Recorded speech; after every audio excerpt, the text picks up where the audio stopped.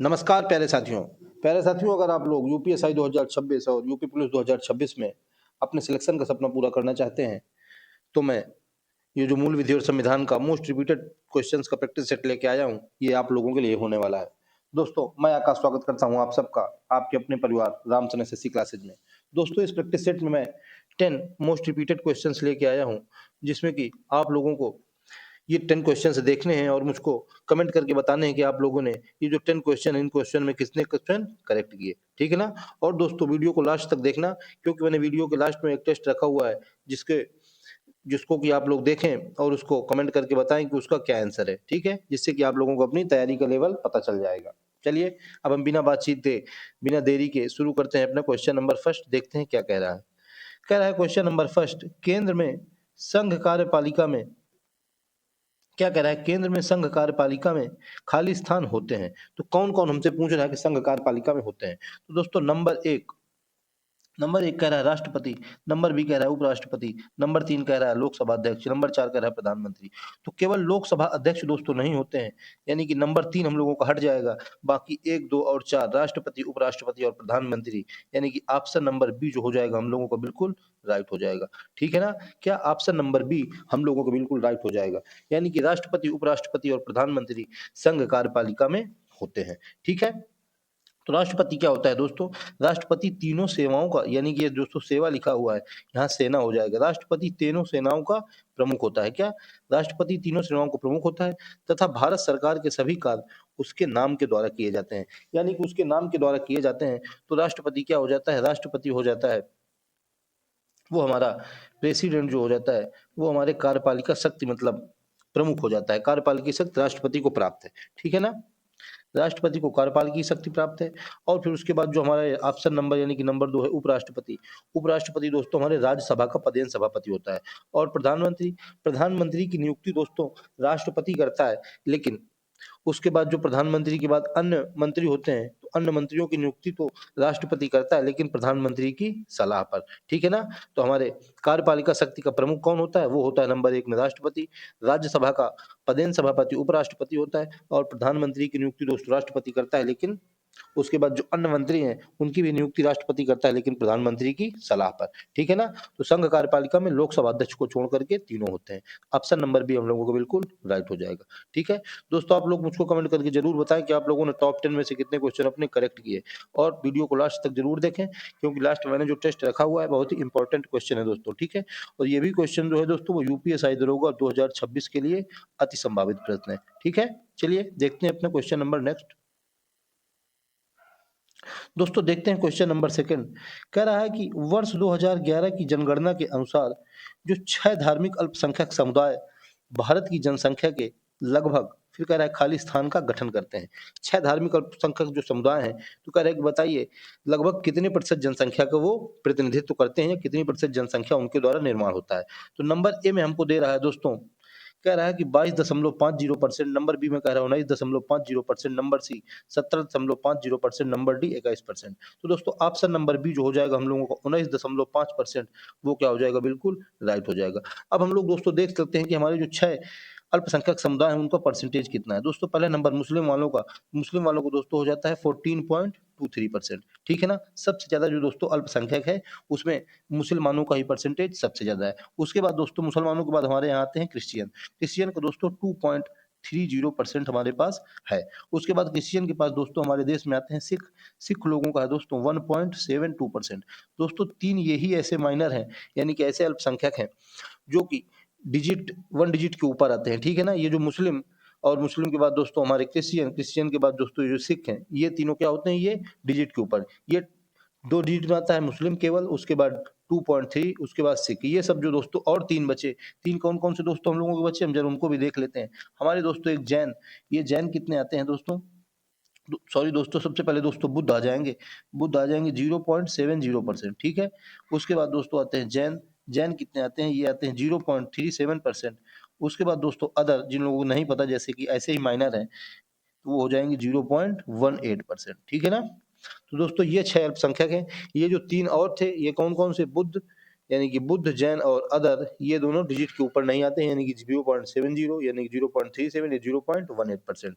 ये 3 मुस्लिम, सिख और क्रिश्चियन, ये तीनों डिजिट के ऊपर। सबसे ज्यादा कौन सा है? सबसे ज्यादा है मुस्लिम। ठीक है ना दोस्तों? तो दोस्तों हमारे हिंदू कितने हैं आप लोग जरा मुझको बताइए, तो मैं बता देता हूँ आपको। हमारे पास जो हिंदू है वो है 79.80%। ठीक है ना? हिंदू कितने हो जाएंगे? हिंदू हो जाएंगे 79.80%। ठीक, तो इस प्रकार से दोस्तों इस क्वेश्चन का ऑप्शन नंबर बी जो हो जाएगा हम लोगों को क्या हो जाएगा? बिल्कुल राइट हो जाएगा। कितना? 19.50% जनसंख्या का जो प्रतिनिधित्व है वो अल्पसंख्यक समुदाय करता है। ठीक है ना? अल्पसंख्यक समुदाय 19.50% संख्या का प्रतिनिधित्व करता है। ऑप्शन नंबर बी जो हो जाएगा वो हम लोगों को बिल्कुल राइट हो जाएगा। ठीक है, चलिए देखते हैं अपना क्वेश्चन नंबर नेक्स्ट क्या कह रहा है। Question number third, question number third कह रहा है कि भारत की समेकित निधि में से राज्यों के बीच राजस्व की अनुदान सहायता को नियंत्रित करने के लिए, मतलब नियंत्रित करने के सिद्धांतों पर कौन राष्ट्रपति को सिफारिश करता है? यानी कि जो भारत की समेकित निधि है उसको जो हमने राज्यों को राजस्व देना है या अनुदान सहायता के करने के लिए, सॉरी, अनुदान सहायता के लिए जो हमको राजस्व यानी कि खर्चा पानी देना है, रुपए देना है उनको अपनी समेकित निधि से भारत की, तो कह रहा है कि राष्ट्रपति को नियंत्रित करने के लिए कौन सिफारिश देता है? नंबर ए में हमसे कह रहा है दोस्तों ऑप्शन, कह रहा है वित्त मंत्री, नंबर बी में कह रहा है योजना आयोग, नंबर सी में कह रहा है वित्त आयोग, नंबर डी में कह रहा है भारतीय रिजर्व बैंक। दोस्तों ऑप्शन नंबर सी क्या हो जाएगा? वित्त आयोग हम लोगों को बिल्कुल करेक्ट हो जाएगा। तो वित्त आयोग दोस्तों क्या है कि जो राजस्व को अनुदान सहायता देनी है उसके लिए राष्ट्रपति को सिफारिश करता है। तो ऑप्शन नंबर सी क्या हो जाएगा? हम लोगों को बिल्कुल राइट हो जाएगा। दोस्तों जो वित्त मंत्री है, ये वित्त मंत्री क्या होता है? वित्त मंत्री दोस्तों वार्षिक वित्तीय विवरण का, जो हमारा बजट है यानी कि जिसको हम लोग वार्षिक वित्तीय विवरण कहते हैं, हमारे संविधान के आर्टिकल नंबर 112 में बजट का प्रावधान है, यानी कि हम लोग इसको बजट ही मैं लिखे दे रहा हूँ, आप लोग उसको वार्षिक वित्तीय विवरण वैसे लिखा है। तो इसका वित्त मंत्री, इसके लिए यानी कि वार्षिक वित्तीय विवरण पेश करने के लिए वित्त मंत्री का निर्माण किया जाता है। योजना आयोग, योजना आयोग दोस्तों अब खत्म हो गया है। 1 जनवरी 2015 को योजना आयोग को खत्म करके क्या कर दिया गया? नीति आयोग में तब्दील कर दिया गया, NITI। ठीक है ना दोस्तों? और दोस्तों ये भारतीय रिजर्व बैंक है। भारतीय रिजर्व बैंक को दोस्तों बैंकों का बैंक कहा जाता है। क्या कहा जाता है दोस्तों? बैंकों का बैंक। ठीक है ना? तो दोस्तों इस तरह से हम लोगों का ऑप्शन नंबर जो बी हो जाएगा यानी कि वित्त आयोग क्या हो जाएगा? बिल्कुल राइट हो जाएगा। ठीक है ना? चलिए हम थोड़ा नीचे देख रहे हैं। कह रहा है भारत की समेकित निधि में से राज्यों के बीच राजस्व के अनुदान सहायता को नियंत्रित करने के सिद्धांतों पर वित्त आयोग राष्ट्रपति को सिफारिश करता है। ठीक है, तो ऑप्शन नंबर सी क्या हो जाएगा? हम लोगों को बिल्कुल राइट हो जाएगा। ठीक है दोस्तों, आप लोग को वीडियो को लास्ट तक देखें और लास्ट में मुझको कमेंट करके जरूर बताएं कि आप लोगों ने टॉप 10 में से कितने क्वेश्चन अपने करेक्ट किए। ठीक है, चलिए दोस्तों देखते हैं अपना क्वेश्चन नंबर नेक्स्ट, यानी कि क्वेश्चन नंबर 4 कह रहा है लोकपाल बिल पर निम्नलिखित में से किस राष्ट्रपति ने हस्ताक्षर किए? क्या कह रहा है कि लोकपाल बिल पर निम्नलिखित में से किस राष्ट्रपति ने हस्ताक्षर किए? नंबर ए ऑप्शन कह रहा है प्रतिभा देवी पाटिल, नंबर बी कह रहा है KR नारायण, नंबर सी कह रहा है दोस्तों प्रणब मुखर्जी, नंबर डी कह रहा है APJ अब्दुल कलाम। दोस्तों ऑप्शन नंबर क्या हो जाएगा? Option number C Pranab Mukherjee हम लोगों को बिल्कुल राइट हो जाएगा। ठीक है ना दोस्तों? जो लोकपाल बिल है दोस्तों, लोकपाल बिल में 1 जनवरी 2014 को प्रणब मुखर्जी ने हस्ताक्षर किए थे। ठीक है, जो दोस्तों लोकपाल अधिनियम है, हम लोग नीचे थोड़ा देखते हैं क्या कह रहे हैं। लोकपाल अधिनियम जिसे लोकपाल एवं लोकायुक्त अधिनियम 2013 कहा जाता है। क्या कहा जाता है? लोकपाल अधिनियम को लोकायुक्त एवं लोकपाल अधिनियम 2013 कहा जाता है।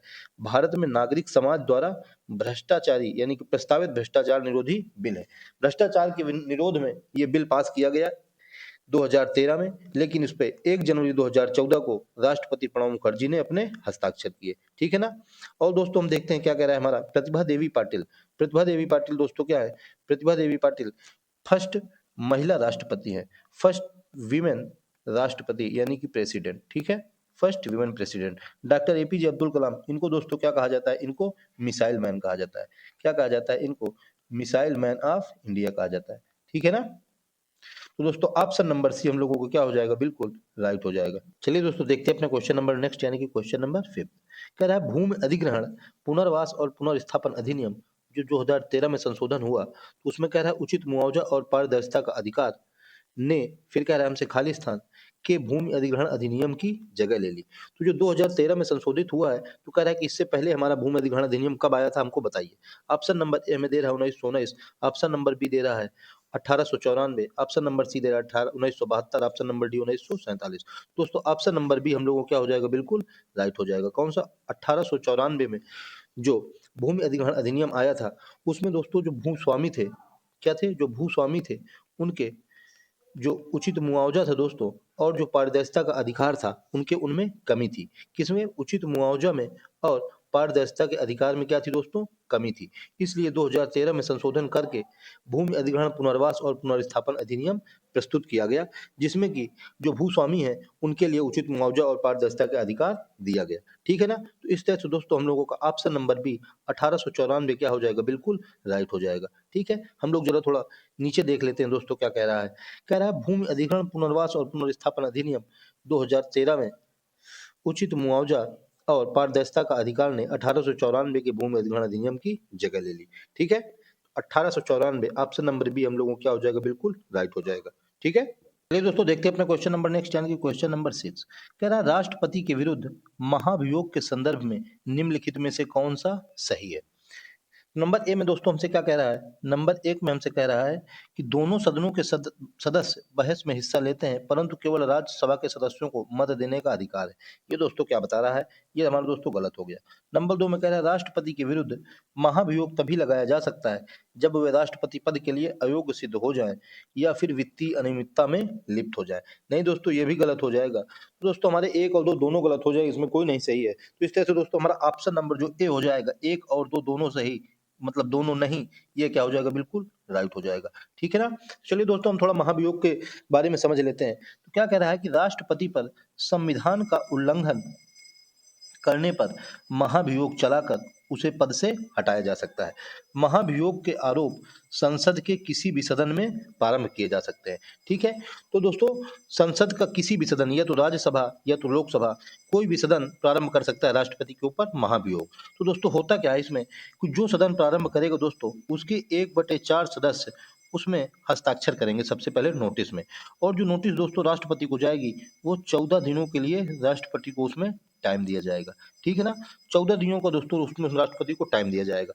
उसके बाद दोस्तों फिर जब वो नोटिस वहां से जाएगी तो महाभियोग का प्रस्ताव जब पारित करना होगा तो उसके बाद दोस्तों 2/3 बहुमत से पारित होने के पश्चात दूसरे सदन में दोस्तों ये भेजा जाएगा। एक सदन से दोस्तों 1/4 सदस्य पहले नोटिस भेजेंगे हस्ताक्षर करके, फिर उसके बाद 14 दिन के पास जब नोटिस वापस आएगी तो फिर 2/3 सदस्य दोस्तों उस बहुमत से पारित होने के पश्चात जब 2/3 सदस्य अब बहुमत से उसको पारित करेंगे, फिर दोस्तों वो दूसरे सदन में भेजा जाएगा, जिससे क्या दोस्तों इन आरोपों की जांच होगी, राष्ट्रपति को इसमें उपस्थित होने का तथा दोस्तों अपना प्रतिनिधित्व करने का अधिकार होता है। ठीक है ना। तो दोस्तों हम लोगों का ऑप्शन नंबर ए, एक और दो दोनों नहीं इस क्वेश्चन के हिसाब से बिल्कुल राइट हो जाएंगे। ठीक है, ये दोस्तों देखते हैं अपना क्वेश्चन नंबर नेक्स्ट, यानी कि क्वेश्चन नंबर 7। कह रहा है किस न्यायिक मामले में उच्चतम न्यायालय ने यह माना कि पहली शादी के रहते हुए भी दूसरी शादी करना एक दंडनीय अपराध है, हालांकि इससे दूसरी शादी अमान्य नहीं होगी। तो क्या कह रहा है कि पहली शादी होते हुए दूसरी शादी करना एक दंडनीय अपराध है, लेकिन कह रहा है कि इससे दूसरी शादी अमान्य नहीं होगी। तो ऑप्शन नंबर ए कह रहा है पीए इनामदार बनाम महाराष्ट्र राज्य, नंबर बी कह रहा है मध्य प्रदेश बनाम मदन लाल राज्य, नंबर सी कह रहा है समता बनाम आंध्र प्रदेश राज्य, नंबर डी कह रहा है सरला मुद्गल बनाम भारत संघ। तो दोस्तों हमारा ऑप्शन नंबर डी सरला मुद्गल बनाम भारत संघ क्या हो जाएगा, बिल्कुल राइट हो जाएगा। ठीक है ना। तो दोस्तों कह रहा है कि सल्ला मुद्गल बनाम भारत संघ के केस में यह प्रश्न था कि एक हिंदू पति जिसने हिंदू कानून के अंतर्गत शादी की हो, हिंदू कानून दोस्तों, तो दोस्तों हिंदू जो मैरिज एक्ट है, क्या Hindu marriage act, Hindu marriage act ये दोस्तों 1955 में आया था। ठीक है ना, हिंदू मैरिज एक्ट कब आया था, 1955 में। और दोस्तों जो दूसरी शादी अपराध दोस्तों आईपीसी की धारा 494 ए में बताई गई है। इसमें दोस्तों आईपीसी की धारा 494 ए में दूसरी शादी करना अपराध बताया गया है। तो दोस्तों सुप्रीम कोर्ट ने क्या कहा है इसमें कि दूसरी शादी करने के लिए इस्लाम धर्म कबूल कर सकता है, लेकिन सुप्रीम कोर्ट ने कहा कि दूसरी शादी के लिए इस्लाम को कबूल करना निजी कानून का दुरुपयोग है। कि अगर कोई हिंदू है और अगर दूसरी शादी की वजह से सिर्फ वो मुसलमान हुआ जा रहा है, तो उसने कहा कि ये तो अपने कानून का दुरुपयोग है कि मुसलमानों में 4 शादी अलाउ होती हैं दोस्तों, इसलिए कह रहा है कि दूसरी शादी करने के लिए उसने हिंदू से मुसलमान बन गया, तो ये उसके कानून का दुरुपयोग है। ठीक है ना। तो दोस्तों ऑप्शन नंबर डी क्या हो जाएगा, सरला मुद्गल बनाम भारत संघ हम लोगों को बिल्कुल राइट हो जाएगा। ठीक है दोस्तों, मैंने आप लोगों से कहा था कि वीडियो को लास्ट तक देखें, क्योंकि लास्ट में मैंने एक टेस्ट रखा हुआ है दोस्तों। और दोस्तों आप लोग कमेंट करके मुझको बताएं कि आप लोगों ने टॉप 10 में अपने कितने क्वेश्चन करेक्ट किए। चलिए दोस्तों देखते हैं अपना क्वेश्चन नंबर नेक्स्ट, यानी कि क्वेश्चन नंबर 8 कह रहा है किस वर्ष भारतीय वन सेवा की स्थापना हुई। क्या किस वर्ष कह रहा है भारतीय वन सेवा की स्थापना हुई। दोस्तों हमसे ऑप्शन कह रहा है नंबर ए 1966, नंबर बी कह रहा है 1955, नंबर सी कह रहा है 1966, नंबर डी कह रहा है 1947। तो दोस्तों दो ऑप्शन सेम हो गए, यानी कि हमारा ऑप्शन नंबर ए क्या हो जाएगा, बिल्कुल राइट हो जाएगा। और दोस्तों ऑप्शन नंबर सी भी बिल्कुल राइट हो जाएगा, 1966। ठीक है ना दोस्तों। तो दोस्तों क्या कह रहा है नीचे हम जरा देखते हैं। कह रहा है भारतीय वन सेवा का सृजन अखिल भारतीय सेवा अधिनियम 1951 के अंतर्गत 1966 में किया गया। ठीक है ना। अखिल भारतीय सेवा अधिनियम दोस्तों 1951 में आया। उसके बाद 1966 में भारतीय वन सेवा यानी कि आईएफएस, किसकी दोस्तों, आईएफएस की स्थापना 1966 में की गई। ठीक है ना। तो दोस्तों भारतीय अखिल सेवा, इसके अंतर्गत तीन सेवाएं आती हैं। नंबर एक में दोस्तों आती है आईएएस, भारतीय प्रशासनिक सेवा। नंबर दो में आती है दोस्तों आईपीएस, भारतीय पुलिस सेवा। और नंबर तीन में दोस्तों आती है आईएफएस, भारतीय फॉरेस्ट सर्विस, यानी कि वन सेवा। ठीक है ना दोस्तों। और दोस्तों जो भारतीय वन सेवा है, इसका दोस्तों जो वरिष्ठतम पद होता है वो केंद्र सरकार का पर्यावरण सचिव का पद होता है। ठीक है ना। किसका दोस्तों, पर्यावरण इन्वायरमेंट सेक्रेटरी का पद होता है। ठीक है ना। तो इस तरह से दोस्तों हम लोगों का ऑप्शन नंबर सी क्या हो जाएगा, 1966 बिल्कुल राइट हो जाएगा, ऑप्शन नंबर ए भी। चलिए दोस्तों देखते हैं अपना क्वेश्चन नंबर नेक्स्ट, यानी कि क्वेश्चन नंबर 9 कह रहा है प्रथम राज्यसभा का गठन किस वर्ष हुआ था। फर्स्ट राज्यसभा का यानी कि प्रथम राज्यसभा का हमसे कह रहे हैं गठन किस वर्ष हुआ है। Option number A 1949, option number B 1952, option number C 1947, option number D 1950। तो दोस्तों हमारा ऑप्शन नंबर बी 1952 क्या हो जाएगा, बिल्कुल राइट हो जाएगा। तो दोस्तों नीचे जरा हम लोग देखते हैं क्या लिखा है। कह रहा है प्रथम राज्यसभा का गठन 13 अप्रैल में 1952 में हुआ था। कब, 13 अप्रैल 1952 को प्रथम, सॉरी दोस्तों 13 मई 1952 को प्रथम राज्यसभा का गठन हुआ। कब, ये दोस्तों मई लिखा हुआ है, 13 मई, 13 मई 1952 को प्रथम राज्यसभा का गठन हुआ। यह भारतीय संसद का ऊपरी सदन है। क्या, ऊपरी सदन है। यह एक स्थायी सदन है। इसके सदस्य 6 वर्षों के लिए चुने जाते हैं, जिसमें से कि 1/3 सदस्य प्रत्येक 2 वर्ष में सेवा निवृत्त होते रहते हैं। ठीक है ना दोस्तों। और दोस्तों हमारी जो संविधान की धारा 80(1) है, क्या, कौन सी दोस्तों, धारा 80(1), इसमें दोस्तों बताया गया है कि राज्यसभा के अधिकतम सदस्य कितने हो सकते हैं, 250, 250 सदस्य अधिकतम हो सकते हैं धारा 80(1) के तहत। ठीक है ना। और दोस्तों जो संविधान की हमारी चौथी अनुसूची है, इसमें राज्यसभा के बारे में बताया गया है। चौथी अनुसूची में राज्यसभा के बारे में बताया गया है। तो इस तरह से दोस्तों हम लोगों का ऑप्शन नंबर बी 1952 क्या हो जाएगा, बिल्कुल राइट हो जाएगा। 13 मई 1952 को राज्यसभा का गठन प्रथम बार किया गया था। चलिए दोस्तों देखते हैं अपना क्वेश्चन नंबर नेक्स्ट, यानी कि क्वेश्चन नंबर 10 कह रहा है आम चुनावों की मतदान प्रक्रिया के संदर्भ में निम्नलिखित में से कौन सा सही है। नंबर एक में दोस्तों हमसे कह रहा है कि चुनाव आयोग के अधिकारी यह सुनिश्चित करते हैं कि प्रत्येक मतदाता को 2 किलोमीटर के भीतर एक मतदान केंद्र मिले। तो नंबर एक बिल्कुल सही हो जाएगा। नंबर दो में कह रहा है चुनाव आयोग के अधिकारी यह सुनिश्चित करते हैं कि किसी भी मतदान केंद्र को 1500 से अधिक मतदाताओं का भार न उठाना पड़े। तो दोस्तों नंबर दो भी हम लोगों को बिल्कुल राइट हो जाएगा। क्या दोस्तों, 2 किलोमीटर के भीतर, 2 किलोमीटर के भीतर और 1500 से ज्यादा नहीं।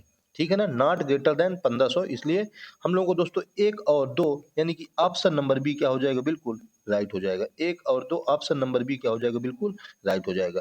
दोस्तों हमारे संविधान के अनुच्छेद 324 के अनुसार जो संसद है, राज्य विधानमंडल है, राष्ट्रपति और उपराष्ट्रपति के पदों के निर्वाचन के लिए संचालन, निर्देशन व नियंत्रण की जिम्मेदारी चुनाव आयोग की है। ठीक है ना, किसकी, चुनाव आयोग की जिम्मेदारी आर्टिकल 324 के अनुसार है। तो दोस्तों ये थे आज के टॉप 10 मोस्ट रिपीटेड पीवाईक्यूज, जो कि दोस्तों मुझको उम्मीद है कि आप लोगों को पसंद आए होंगे। तो दोस्तों अगर आप लोगों को पसंद आए हो तो दोस्तों आप लोग मुझको कमेंट करके जरूर बताएं कि आप लोगों ने टॉप 10 में से कितने क्वेश्चन अपने करेक्ट किए। ठीक है ना, टॉप 10 में से आप लोगों ने कितने क्वेश्चन अपने करेक्ट किए, ये मुझको कमेंट में जरूर बताएं। और दोस्तों मैंने आप लोगों से कहा था कि वीडियो को लास्ट तक देखें, क्योंकि लास्ट में मैंने एक टेस्ट रखा हुआ है। तो चलिए दोस्तों हम लोग अपने टेस्ट की तरफ चलते हैं। हमारा टेस्ट क्या कह रहा है।